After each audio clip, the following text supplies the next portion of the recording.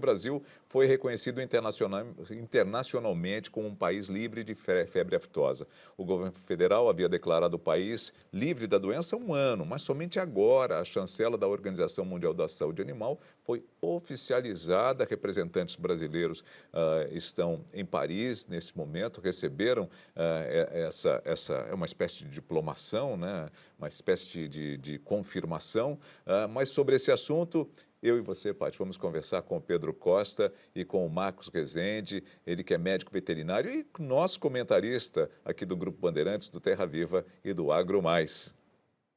Bom, vamos então direto ao Terra Viva. Cadê o Pedro Costa? O Marcos aqui, dividindo com a gente tela. Aqui já. Pedro, Marcos, muito obrigada. Pedro, só dá aí uma introduzida no assunto, essa questão da febre aftosa, o país livre e sem vacinação, né? O quanto isso é importante. Exatamente. Boa tarde, Nelson, Paty, Boa tarde. assinante, Marcos, meu amigo.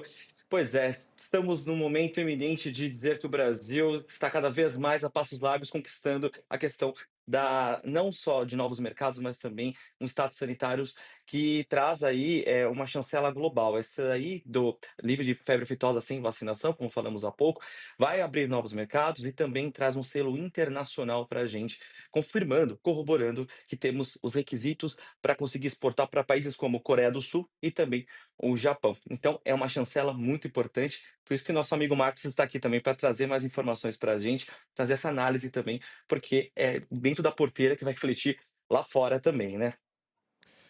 Então vamos aí, vamos trazer agora o Marcos Rezende, porque além de nosso comentarista, ele tem dados importantes por ser médico veterinário, por entender muito bem dessa situação. Marcos, como é que você vai? Tudo bem? Tudo bom, Nelson? Tudo bom, Paty, Pedrinho? Que bom estar aqui. Notícia ótima para todo Ótimo. mundo, né, Nelson? É, Tantas décadas a gente trabalhando para ficar livre e agora deu certo. Aqui que eu queria entrar, porque Santa Catarina, o estado de Santa Catarina, reconhecidamente sempre foi um estado livre da febre aftosa sem vacinação, né? E havia ali um temor exatamente de que o Rio Grande do Sul ou o Paraná pudessem ali interferir, ou até países que estão próximos, né? Ou, as fronteiras, enfim. De qualquer forma, o que levou Santa Catarina até essa condição e por que demoramos tanto tempo para chegar ao país todo? Pergunta interessante, viu, Nelson? Foi um esforço. Tem a questão geográfica que favorece Santa Catarina, que se de um lado tem uma serra, do outro lado tem uma fronteira muito bem resguardada também, e Santa Catarina particularmente, ela tem a questão da suinocultura, porque a febre aftosa ela afeta não somente o mercado das carnes bovinas, mas também das carnes suínas. E como o suíno tem um peso muito grande para a balança comercial catarinense, foi feito um esforço muito grande, até um esforço piloto, para se erradicar a febre aftosa no estado e depois tirar a vacinação.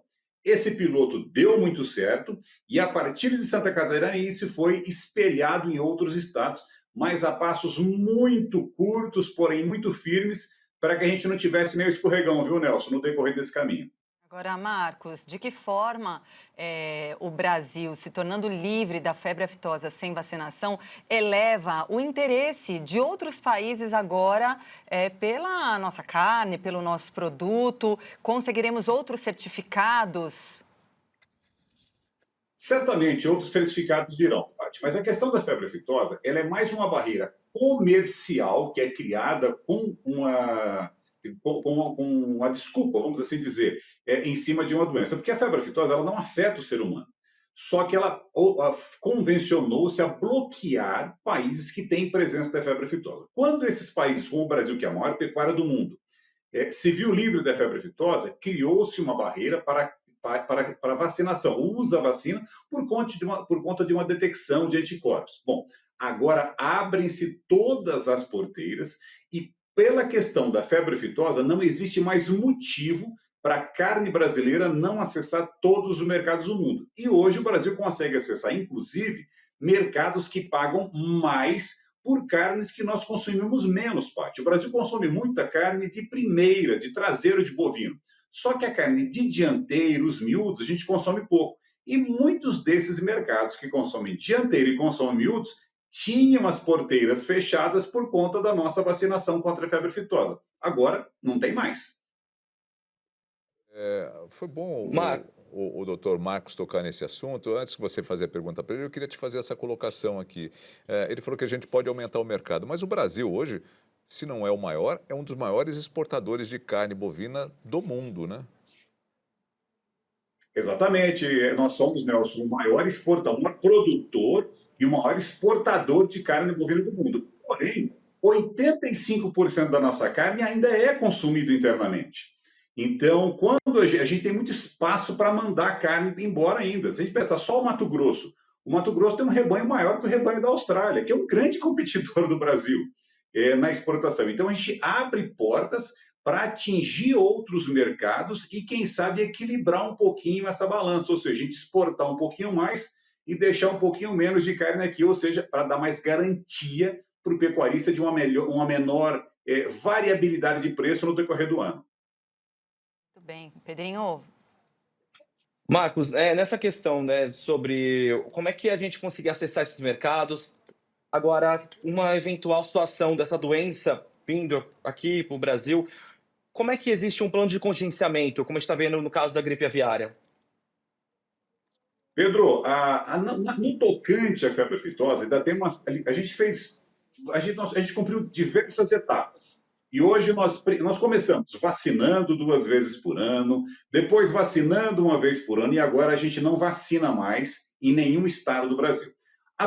O Brasil precisa reforçar e precisa incrementar a questão da fiscalização sanitária. Hoje a gente tem um sistema muito bom, mas ele precisa se robustecer ainda mais, porque a gente tirou a vacina. Então é preciso se robustecer. Hoje o Brasil tem um estoque suficiente de vacinas para atender qualquer emergência. E um corpo de fiscais ou sanitários municipais, estaduais e federais extremamente preparados e com protocolos muito bem estabelecidos para atender em qualquer emergência, viu, Pedro? a gente Além traz... dessa questão. Não, pode seguir, Desculpa, Pedrinho. Paty. É que tem uma questão das fronteiras também, né? Claro. Eu vejo muitos produtores preocupados com isso, Marcos. Nós temos a Bolívia que conseguiu esse status, mas temos outras fronteiras aqui também. Como é impedir que isso aconteça? Como é que vai ser esse trabalho sanitário e também diplomático com outros países?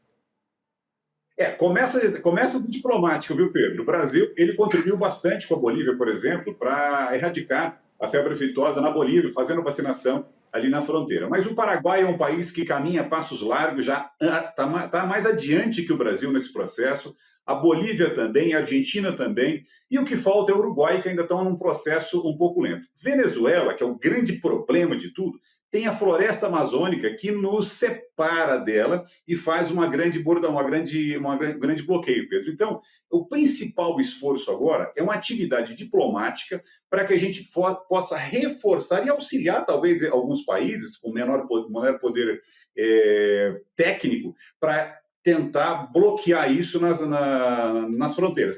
E, principalmente, fortalecer a nossa fiscalização zoossanitária, em particular na fronteira com esses países. Marcos, é claro que essa boa notícia vem para o mercado, vem para o Brasil todo, mas vem em meio a um prazo que o Brasil está cumprindo para também tentar se ver livre da gripe aviária diante dos outros registros. Que mensagem que o Brasil leva ao mundo em meio a esse período que a gente tem um prazo de 28 dias para também tentar se declarar livre da gripe aviária, de controle, de questão sanitária, em meio a esse período que a gente ainda está cumprindo, de que nenhum outro caso surja de gripe aviária, mas se mostrando livre de uma outra doença que também é importante. Paty, é excelente essa colocação, porque me dá a oportunidade de dizer para as pessoas que não conhecem a qualidade do nosso sistema de fiscalização zoossanitária, para eles terem noção. Nós empreendemos no Brasil o maior esforço de controle e erradicação de uma doença animal de todo o mundo. Nós estamos falando da maior pecuária do mundo. E a gente, no decorrer de décadas, obedeceu um protocolo que passou por diferentes governos, por diferentes presidentes, por diferentes ministros, mas com o mesmo objetivo.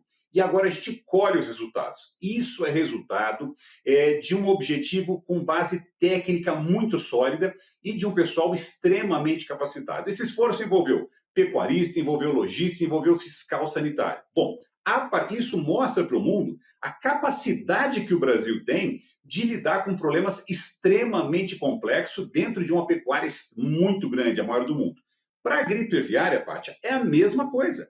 O que o Brasil está fazendo agora é identificando os casos de gripe aviária que acontecem em animais de vida livre, isso vem acontecendo há algum tempo, e tratando de uma maneira muito pontual e competente o que aconteceu num caso de gripe aviária em uma criação comercial, que é o único que aconteceu no Brasil até então. É importante a gente destacar que o Brasil ele tem um somente caso que, se seguir o protocolo de 28 dias após a desinfecção, o Brasil não tiver nem mais um caso, ele já pode se autodeclarar livre da gripe aviária de alta patogenicidade. Ou seja, a gente mostra para o mundo a nossa qualidade de trabalho e que a gente é capaz de lidar com essas doenças e outras que vão vir. Porque quanto mais nós estamos em um mundo em que os vírus, as bactérias, os patógenos, eles circulam com os animais e conosco, seres humanos. Obrigada, Marcos, pela entrevista. Pedrinho também, direto do Terra Viva. Boa sexta-feira para vocês e muito obrigada. Eu que Obrigado, agradeço. até Até a mais. próxima. Tchau, tchau, tchau, Pedro. Tchau, Marcos.